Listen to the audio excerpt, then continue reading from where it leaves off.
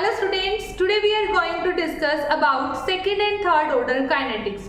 Last class में हमने discuss किया था first order and zero order kinetics. बिल्कुल सिमिलर पैटर्न पे हम स्टडी करेंगे about second and third order kinetics and उनके बिहाफ पर हम लास्ट में फोर nth ऑर्डर के लिए rate constant and half life time का एक्सप्रेशन वहां पर हम लिखेंगे, जिसके हेल्प से चाहे आपके पास एग्जाम में किसी भी ऑर्डर की रिएक्शन आ जाए उसके लिए आप ग्राफ भी ड्रॉ कर सकते हैं, रेट कांस्टेंट फाइंड आउट कर सकते हैं एंड हाफ लाइफ टाइम भी आप वहां से फाइंड आउट कर सकते हैं. ओके, तो स्टार्ट करते हैं.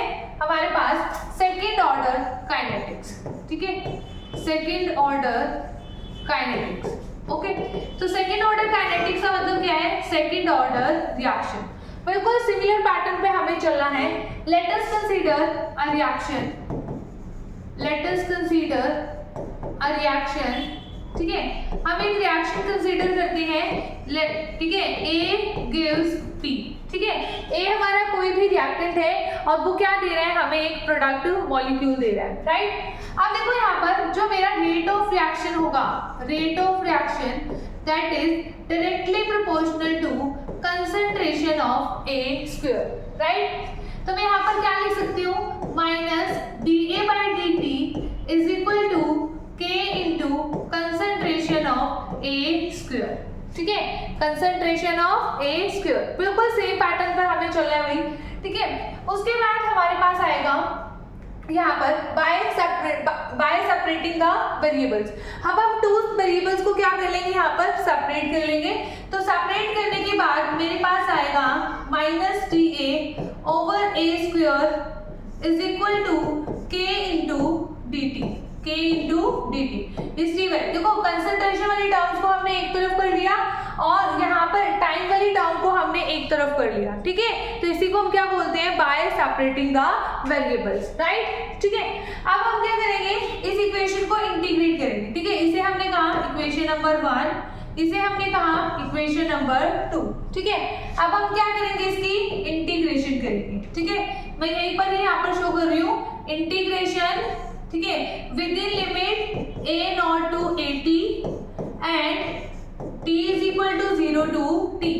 ठीक है, यहाँ पर भी हम इसकी क्या करेंगे? इंटीग्रेशन करेंगे, जहां पर हमारे पास लिमिट्स क्या रहेंगी? a not to at means concentration at time t is equal to 0 to concentration at any time t and from t is equal to 0 to t, right? अब हम इसको इंटीग्रेशन करने के बाद हमारे पास क्या आएगा? ध्यान से देखो, ये 1/a स्क्वायर है. ठीक है, फॉर मैथमेटिकल स्टूडेंट देखो, मैंने आपको पहले भी बताया था कि जो हमारे पास इंटीग्रेशन का क्राइटेरिया होता है वो होता है जैसे इंटीग्रेशन ऑफ x की पावर n इंटू dx, तो x की power n+1 divided by n+1, ये होता है, राइट? अब यहाँ पर देखो ध्यान से, यहाँ पर मेरे पास a स्क्वायर है. ठीक है, अगर मैं इसको न्यूमरेटर में लेकर जाऊं तो मैं इसे क्या लिख सकती हूँ? a की पावर -2. ठीक है, मैं यहाँ पर लिख देती हूँ नेगेटिव साइन, a की power -2 into dA is equal to k into dt from t is equal to 0 to t. ठीक है, लिमिट तो यही रहेगी. अब हम क्या करेंगे? अब हम करेंगे यहाँ पर कि a की पावर -2, तो यहाँ पर मेरे पास इस फॉर्मूले में अगर मैं पुट करूंगी तो मेरे पास कितना आ जाएगा? माइनस साइन, यहाँ पर a की पावर -1 ओवर -1. ठीक है, -2 + 1 -1 हमारा आ जाएगा and limit a not to at is equal to k into dt की इंटीग्रेशन क्या हो जाएगी? हमारे पास t ओनली. ठीक है, बिकॉज यहाँ पर हम क्या एज्यूम कर सकते हैं? t की पावर 0. ठीक है, t की पावर 0, तो मेरे पास यहाँ पर आ जाएगा t from 0 to t, right? अब देखो, क्योंकि ये ना माइनस है तो माइनस माइनस यहाँ पर प्लस कर दूं. ठीक है, प्लस कर दिया और ये a की पावर -1, इसको हम 1/a हम लिख सकते हैं. तो ये हो गया a नॉट, ये हो गया at, यहाँ पर k into t from 0 to t. ठीक है, यहाँ पर तो अब हमारे पास, अब हम क्या करेंगे नेक्स्ट केस में?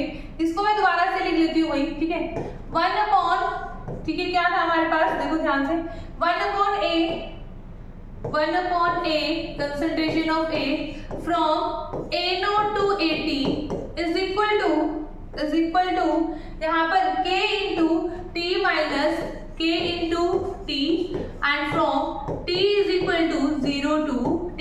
ठीक है, तो यहाँ पे क्या जाएगा 1/AT minus 1/A0।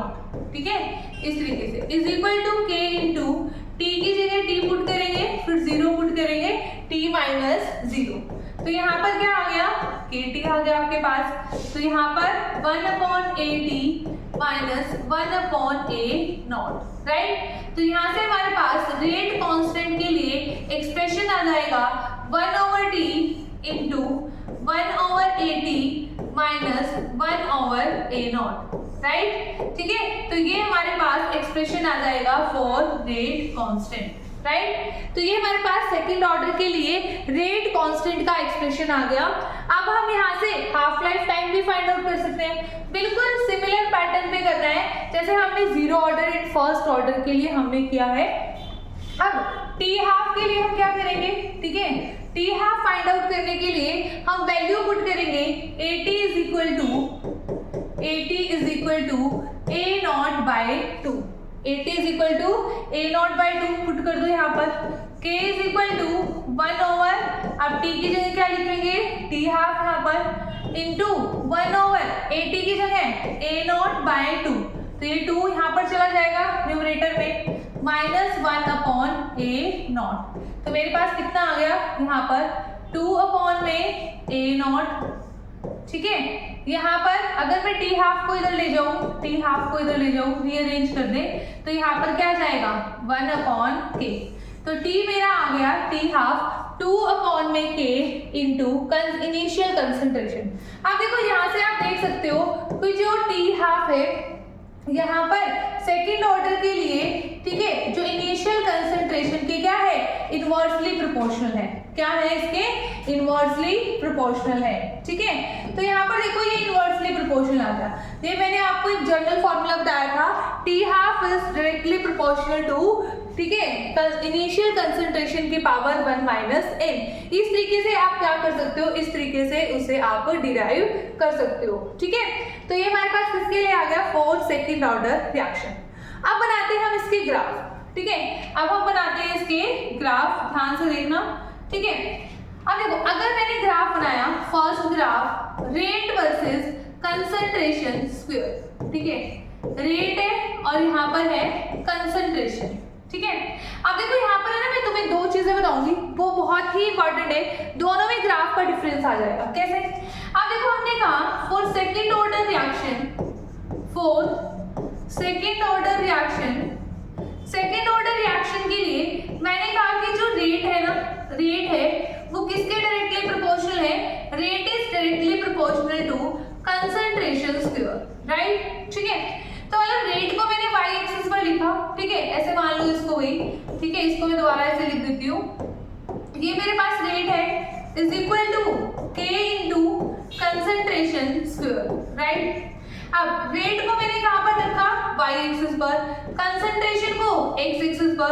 तो मतलब ये मेरे पास y is equal to kx square, इस टाइप का ग्राफ बना। ठीक है, और y is equal to y is directly proportional to x square के लिए हमारे पास कौन सी कर्व बनती थी, पैराबोलिक कर्व। ठीक है, पैराबोला हमारे पास बनता है वही।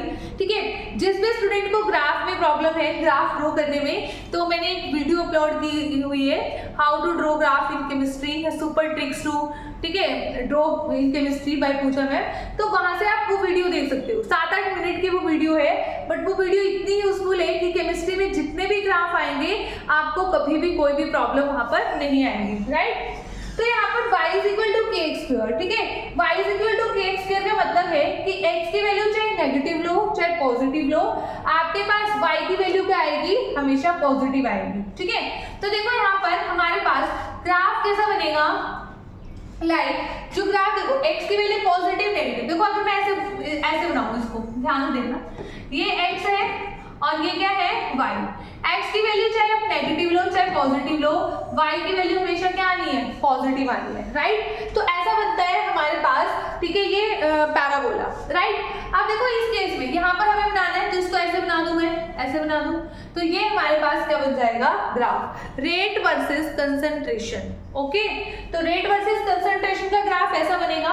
अगर मैं बात करूं, ठीक है, रेट वर्सेस कंसंट्रेशन स्क्वायर की, ठीक है, rate versus concentration square, then we get a straight line, ठीक है, पासिंग थ्रू द ओरिजिन। ठीक है, मैंने कहा रेट वर्सेस कंसंट्रेशन स्क्वायर हमें प्लॉट करना है, ठीक है। अब यहाँ पर स्क्वायर है, ये चीज बड़ी ध्यान से सोचने की होती है, ठीक है। अगर आपको ना ग्राफ की प्रॉपर नॉलेज है तो वो एग्जाम में आपको कैसा भी क्वेश्चन दे दे, कैसा भी उलझा के दे दे, तो आप उसको बिल्कुल करेक्ट करके आओगे, ठीक है। और अगर आपने ग्राफिंग की होगी, ठीक है, कि जैसे सिर्फ इस केस में ऐसा ग्राफ बनेगा, तब आप कंपटीशन के क्वेश्चन को सॉल्व नहीं कर सकते, ठीक है। तो यहाँ पर हमारे पास rate is versus concentration square, तो हम क्या करेंगे, यहाँ पर देखो अगेन, यहाँ पर मेरे पास क्या था, rate is directly proportional to, rate is equal to K into concentration square लिख रही हूं मैं डायरेक्ट, ठीक है, डायरेक्टली प्रोपोर्शनल मैंने यहाँ लिख के दिखा दिया, ठीक है। अब देखो रेट को मैंने किस पे लिया, y एक्सिस पर। अब कंसंट्रेशन स्क्वायर पूरी को मैंने किस पर लिया, x एक्सिस पर। तो ये y is equal to kx वाला ग्राफ बना, means y is equal to mx plus 3 लिखते हो ना, ठीक है। जिस केस में हमारे पास यहाँ पर इंटरसेप्ट क्या है, इंटरसेप्ट हमारा 0 है, इंटरसेप्ट तो कुछ है ही नहीं क्योंकि y is equal to kx only बना है, तो it means c is 0 here, ठीक है। एंड स्लोप हमारी क्या हो जाएगी, k हो जाएगी, ठीक है। स्लोप मेरी क्या हो जाएगी, यहाँ पर k हो जाएगी। तो ऐसे मैं लिख सकती हूँ, इसको इस तरीके से रिप्रेजेंट कर दो। ये तो y एक्सिस पर हो गया, ये k आपका क्या है, ये आपकी स्लोप है, ठीक है, यहाँ पर इस तरीके से। तो मेरे पास ग्राफ बनेगा जब 0 इंटरसेप्ट हो, एक स्ट्रेट लाइन ग्राफ। तो देखो ये रेट वर्सेस कंसंट्रेशन है और ये रेट वर्सेस कंसंट्रेशन स्क्वायर है, ठीक है। इसमें डिफरेंस है, तो यहाँ पर आपको कंफ्यूज नहीं होना है। तो ये हमारे पास हो गया सेकेंड ऑर्डर का ग्राफ। इसके अलावा भी हमारे पास और ग्राफ कैसे बनेंगे, ध्यान से देखो। अगर मैं लिख दूं यहाँ पर, ठीक है, 1/80 वर्सेस टाइम, ठीक है। अब ध्यान से देखो, अभी हमने डिराइव किया इसके लिए एक्सप्रेशन, ठीक है, kt is equal to 1/80 minus 1/a0, ठीक है। तो ये मेरे पास आया, ध्यान से देखना, यहाँ पर लिख दूंगी मैं, kt is equal to 1/80 minus 1/a0, right. अब देखो ध्यान से, मेरे पास यहाँ पर मैंने 1/80 को कौन से एक्सिस पर लिया, y एक्सिस पर लिया। तो देखो मैं इसको y एक्सिस पर इधर ही रख के रहने देती हूँ, 1/80, इसको इधर ले जाती हूँ, ठीक है, kt प्लस 1/a0 ये बनेगा, राइट। अब देखो ये मेरा कहाँ पर है, y एक्सिस पर, ये मेरा कहाँ पर है, t x एक्सिस पर। तो मेरी स्लोप क्या हो जाएगी, k हो जाएगी, और ये हमारा क्या हो जाएगा, इंटरसेप्ट हो जाएगा। ये हमारा क्या हो जाएगा, इंटरसेप्ट। मींस हमारे पास कैसी स्लोप आ रही है, पॉजिटिव स्लोप, और जब पॉजिटिव स्लोप आती है तो ग्राफ ऐसे बनेगा, और ये हमारा क्या होगा, इंटरसेप्ट होगा, ठीक है। इंटरसेप्ट 1/a0, और स्लोप हमारी क्या हो जाएगी, slope is equal to k here, ठीक है। यहाँ पर हमारी स्लोप क्या है, k के इक्वल है, राइट। उसके बाद अगर आप यहाँ पर ग्राफ को ड्रॉ करना चाहते हो टी हाफ वर्सेस, ठीक है, इनिशियल कंसंट्रेशन की, ठीक है, T half versus initial concentration, तो वो उसके इनवर्सली प्रोपोर्शनल है, ठीक है। तो अगर है ना यहाँ पर देखो ग्राफ यूजुअली आपको ऐसे मिलता है, टी हाफ वर्सेस 1/a0, ठीक है। a0 नहीं देगा आपको यहाँ पर डायरेक्ट लिख के, क्या लिख के देगा, 1/a0 आपको लिख के देगा, ठीक है। तो उसके रिस्पेक्ट में ग्राफ कैसे बनेगा, ऐसे बनेगा, ठीक है। बिकॉज हमारे पास T half is equal to क्या आया था, 2/k into concentration of a0। अब ध्यान से देखो 1/a0, इसको आपने y एक्सिस माना, 1/a0 इस वाले फैक्टर को आपने x माना, तो ये आपकी क्या होगी, स्लोप होगी, y is equal to mx। y is equal to mx किसकी हमारे पास इक्वेशन होती है, एक स्ट्रेट लाइन इक्वेशन होती है, और स्ट्रेट लाइन इक्वेशन में यहाँ पर इंटरसेप्ट क्या होगा, हमारा 0 होगा, ठीक है। That's why graph is like this. Okay students, तो ये हमारे पास क्या हो गया, सेकंड ऑर्डर रिएक्शन, राइट। अब हम बात करते हैं थर्ड ऑर्डर रिएक्शन की, ठीक है, अब हम बात करते हैं थर्ड ऑर्डर रिएक्शन की। थर्ड ऑर्डर रिएक्शन में भी आपको बिल्कुल सिमिलर पैटर्न पर क्या करना है, ड्रॉ करना है यहाँ पर थर्ड ऑर्डर रिएक्शन के लिए भी। ठीक है, अब देखो थर्ड ऑर्डर रिएक्शन के लिए, ठीक है, हमने फिर वही रिएक्शन कंसीडर की। ठीक है, सेम प्रोसीजर हम यहाँ पर फॉलो करेंगे।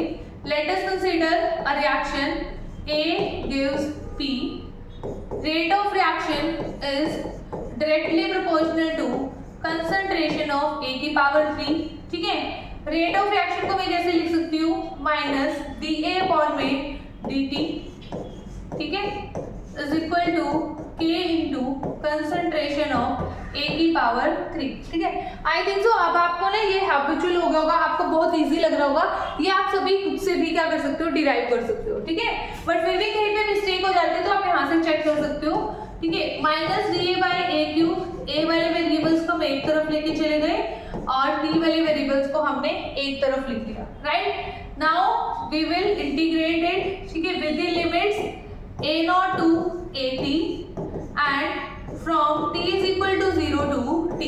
राइट, तो मेरे पास यहाँ पर अगर मैं इसकी इंटीग्रेशन करूंगी तो कितना आ जाएगा, a की पावर माइनस 2। मैं डायरेक्ट लिख दूं 1 अपॉन a स्क्वायर। ठीक है, on limits a not to a t। ठीक है, नेगेटिव नेगेटिव साइन भी पॉजिटिव हो जाएगा, k into T and limits from 0 to t। तो यहाँ पर मेरे पास आ गया 1 upon A T square minus 1 upon A not square. ठीक है, right, is equal to K into T, K into T. Means यहाँ से मेरे पास जो ग्रेड कांस्टेंट आ जाएगा that will be 1 by T. ठीक है, 1 बाई टी यही आएगा ना। एक चीज और रही, यहाँ पर 2 भी आएगा, सॉरी, a की पावर 3 इसको करेंगे ना, ठीक है, इसका इंटीग्रेशन करेंगे तो कितना आएगा, a की पावर माइनस 2 डिवाइडेड बाय में 2। ठीक है, ये आएगा a की पावर माइनस 2 डिवाइडेड बाय में 2 आएगा। ठीक है, यहाँ पर फिर limits a not to a। ठीक है, तो यहाँ पर ये हमारा रह गया था। ठीक है, तो यहाँ पर 2 भी आएगा, तो 2 यहाँ पर क्या आ जाएगा, यहाँ पर 1 अपॉन में 2 मैं यहाँ पर लिख दूँ इस तरीके से। ठीक है, यहाँ पर ये चीज इंक्लूड कर लेना, 1 अपॉन में 2, यहाँ पे भी 1 अपॉन 2। ठीक है, तो इस 1 अपॉन 2 को हम क्या कर सकते हैं, यहाँ से कॉमन ले सकते हैं। ठीक है, 1 अपॉन 2 को हम क्या ले सकते हैं, कॉमन। ठीक है, इसको मैंने कॉमन ले लिया।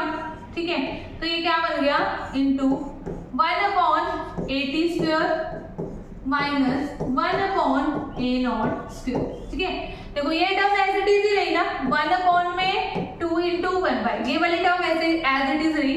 मैं यहाँ से क्या ले आई, t को ले आई, इधर t इधर आ जाएगा 1 अपॉन में t। तो ये मेरे पास क्या हो गया, रेट कांस्टेंट के लिए फॉर्मूला। ठीक है, अब देखो जो सेकंड ऑर्डर के लिए था ना वो 1 अपॉन t था, 2 नहीं था। a t की पावर 1 थी और a नॉट की पावर 1 थी। ठीक है, यहाँ पर ऐसे ही सिमिलरली हम क्या फाइंड आउट करेंगे यहाँ पर, ठीक है, टी हाफ। ठीक है, अब टी हाफ लिखो, देखो रेट कांस्टेंट आया मेरा 1 upon 2t into 1 upon A T square minus 1 upon A not square. Right, ठीक है, अब मैं यहाँ पर क्या करूंगी, यहाँ पर इस केस में, ठीक है, for T half find out करने के लिए, टी हाफ हमें फाइंड आउट करना है, तो at T half, at t is equal to T half पे हमारे पास क्या हो जाएगा, A T is equal to A not by में 2 हो जाएगा। ए टी किसके इक्वल हो जाएगा, ए नॉट बाय में 2। तो यहाँ पर आप पुट कर दो k is equal to 1 upon 2 T half into 1 upon A T square. A T square को कैसे लिखोगे आप, ए नॉट स्क्वायर अपॉन में 4। ठीक है, ये 4 वहां पर चल जाएगा न्यूमरेटर में। ठीक है, 1 अपॉन ए नॉट स्क्वायर, तो मेरे पास आ जाएगा 1 over 2 times of T half 3 over A not square, A not square. तो आप यहाँ से ध्यान से देख सकते हो। ठीक है, अब मैंने टी हाफ को इधर ले गई, के को इधर लिख लिया, तो हम क्या लिखेंगे, T half is equal to 1 upon 2k into 3 upon A not square.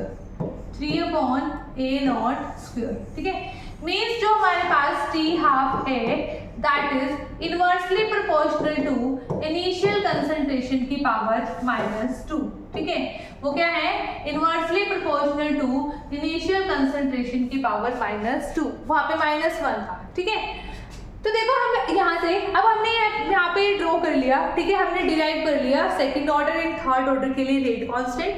अब हम फाइनलाइज एक फॉर्मूला बनाते हैं फॉर nth ऑर्डर रिएक्शन के लिए। ठीक है, nth ऑर्डर रिएक्शन के लिए मतलब जो एप्लीकेबल होगा जब आपके पास n की वैल्यू ग्रेटर देन 2 होगी, उसके लिए वो फॉर्मूला क्या होगा, हमारे पास वैलिड होगा। ठीक है, तो लिखते हैं हम नेक्स्ट इक्वेशन पर। देखो फॉर सेकंड ऑर्डर आप खुद से एनालाइज करना, फॉर सेकेंड ऑर्डर, ठीक है, for second order reaction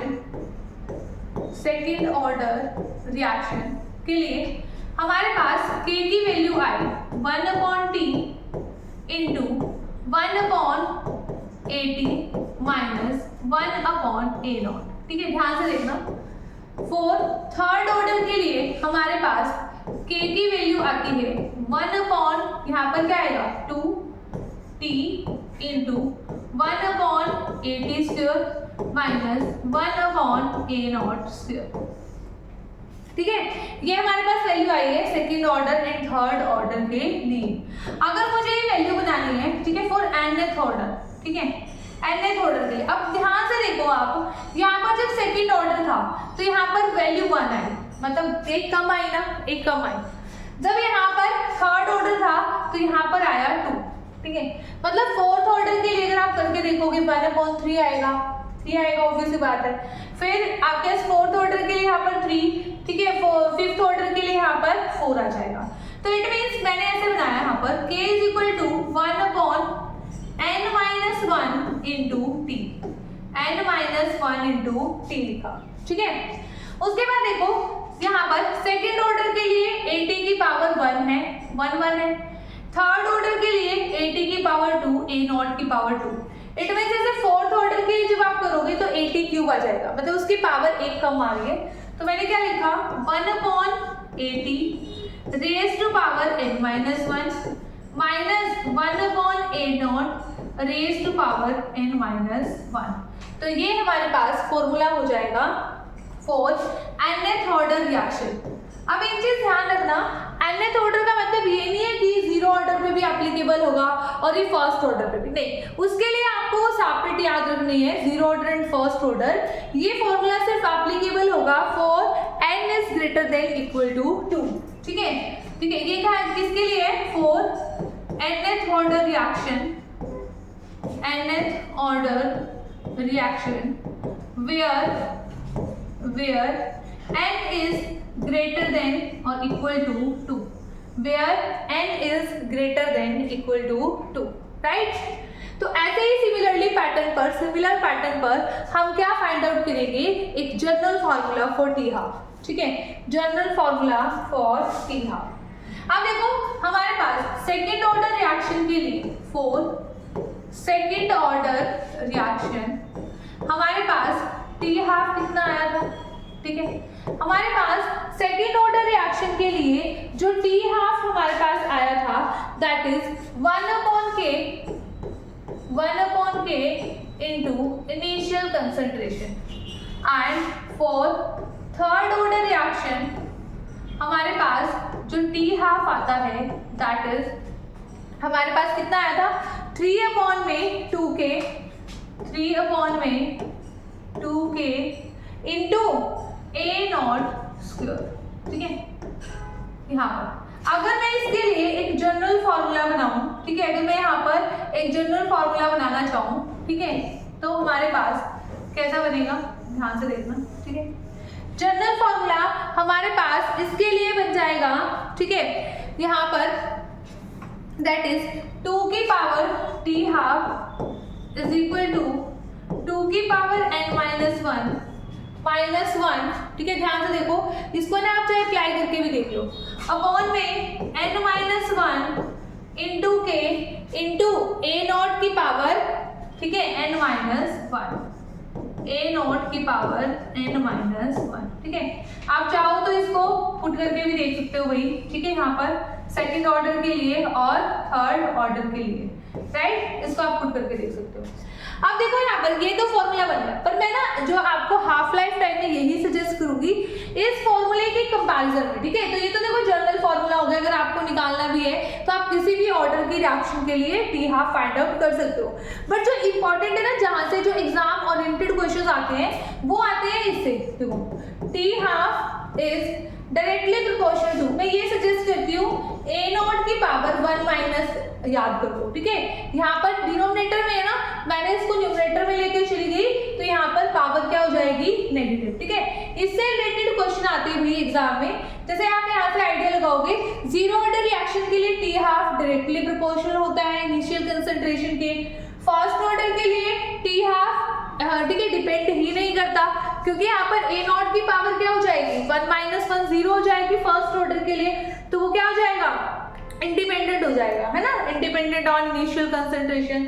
and then फिर सेकंड ऑर्डर के लिए 1 माइनस 2 इनवर्सली प्रोपोर्शनल हो जाएगा, और फिर थर्ड ऑर्डर के लिए यहाँ पे क्या हो जाएगा a की पावर -2, ठीक है।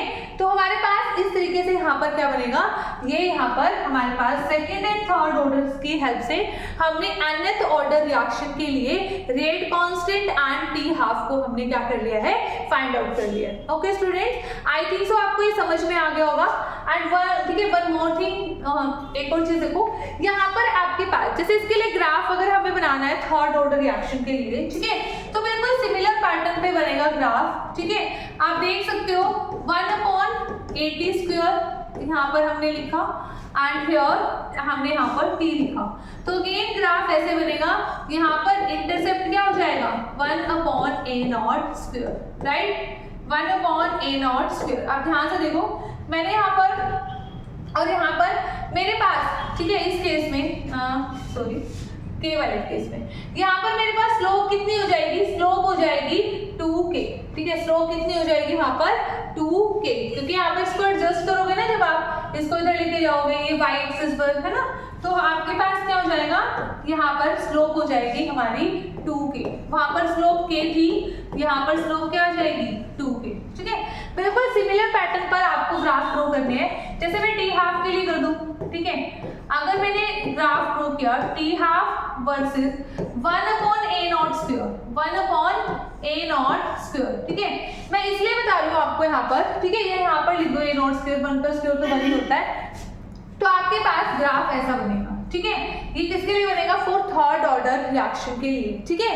क्यों, हमारे पास है ना, ठीक है, यहाँ पर जो नेक्स्ट आपका टॉपिक आएगा वो क्या आएगा, नेक्स्ट जो आपका टॉपिक आएगा दैट इज द, ठीक है, methods to find the order of reaction, ठीक है, जिसमें सारे के सारे घूम फिर के हम यही के यही सारे क्या करने वाले हैं, यही मेथड्स हम डिस्कस करने वाले हैं। तो इसलिए मैं आपको बोल रही हूँ कि तो ग्राफ की नॉलेज आपको होना जरूरी है, ठीक है। तो ये ग्राफ किसके लिए है, फॉर थर्ड ऑर्डर रिएक्शन के लिए, राइट, ठीक है। तो इस तरीके से आपके पास, ठीक है, ये क्या आ सकते हैं, एग्जाम में कोई क्वेश्चन आ सकते हैं कि अगर आपके पास nth ऑर्डर के लिए भी हो तो आप nth ऑर्डर के लिए भी क्या कर सकते हो, यहाँ से फाइंड आउट कर सकते हो। Okay students, I think so ये वीडियो आपके लिए हेल्पफुल होगी, ठीक है। तो इसके लिए कमेंट करें, शेयर करें एंड सब्सक्राइब करें। Thank you so much.